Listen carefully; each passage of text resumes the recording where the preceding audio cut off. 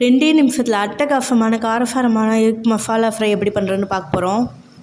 இது எல்லா வித சாப்பாடுகளுக்கும் பர்ஃபெக்டான சைட் டிஷ்ஷாக இருக்கும். இது எப்படி பண்ணுறதுன்னு இப்போ பார்க்கலாம்.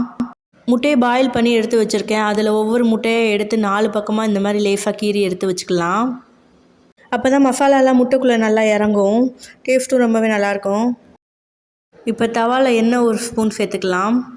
எண்ணெய் அதிகமாக தேவைப்படாது, 1 ஸ்பூன் சேர்த்தா போதும். இப்போ மசாலா ஐட்டம்லாம் சேர்த்துடலாம். மஞ்சத்தூள் 1/4 ஸ்பூன், மிளகாய்த்தூள் 1/2 ஸ்பூன், கரம் மசாலா தூள் 1/2 ஸ்பூன், 65 மசாலா 1/2 ஸ்பூன், தனியாத்தூள் 1/2 ஸ்பூன், மிளகுத்தூள் 1/2 ஸ்பூன், ஜீரகத்தூள் 1/2 ஸ்பூன், உப்பு தேவையான அளவு. இது எல்லாத்தையும் சேர்த்து இப்போ நல்லா கலந்து விட்டுக்கலாம். ஒரு 2 மினிட்ஸ் மட்டும் எண்ணெயில் நல்லா வதக்கி விட்டுக்கலாம். அதுக்கப்புறமா நம்ம முட்டையை எடுத்து இதில் சேர்த்துடலாம். முட்டை எல்லாத்தையும் ஒவ்வொன்றா சேர்த்துடலாம். முட்டையும் மசாலாவோடு சேர்த்து நல்லா கலந்து விட்டுக்கலாம். மசாலாலாம் முட்டையில் நல்லா பிடிக்கிறதுக்காக லைட்டாக தண்ணி தெளித்து விட்டு நல்லா கலந்து விட்டுக்கலாம். முட்டையில் நல்லா மசாலாலாம் ஒட்டுற அளவுக்கு நல்லா கலந்து விட்டதுக்கப்புறமா இதை இறக்கி பரிமாறிடலாம். அவ்வளோதான், மசாலா முட்டை வறுவல் ரெடி ஆயிடுச்சு.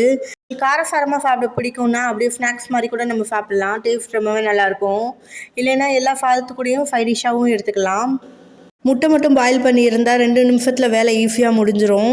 நீங்களும் இதே மாதிரியே ட்ரை பண்ணி பாருங்கள். உங்களுக்கு இந்த ரெசிபி பிடிச்சிருந்தா நம்மளோட சேனலை சப்ஸ்கிரைப் பண்ண மறக்காதீங்க. அதோடு லைக் பண்ணி ஷேர் பண்ணுங்கள். தேங்க்ஸ் ஃபார் வாட்சிங்.